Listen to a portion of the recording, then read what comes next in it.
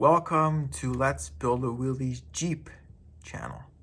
In today's video, I'm going to show you guys how to install the clutch pedal return spring, which will be located on the clutch pedal arm in this small little hole right here. And the spring will be attached to this small hole on the frame.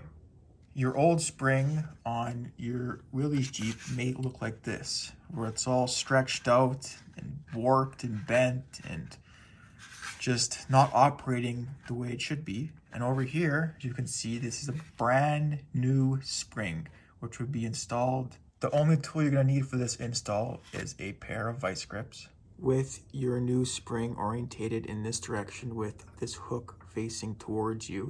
Hook it on to your clutch pedal arm, like that. And now this hook will be attached to this hole. Using a pair of vice grips, clamp on to the very far end of this hook. And now you will pull this hook onto that hole.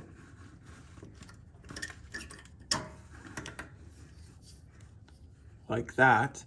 Taking you guys around to the interior of the Jeep, and we're at the pedal now. And now if you give the pedal a quick push down, see how fast it comes up? That's what you want.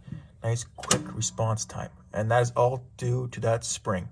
The install of your new pedal return spring is that easy. And now your pedal arm will retract nicely and everything will work smoothly. Make sure you get a new spring if you're having problems with your return of your pedals and are not quick enough or not as responsive. And that's how you install your spring. Thanks for watching. Let's Build Willys Jeep, and subscribe.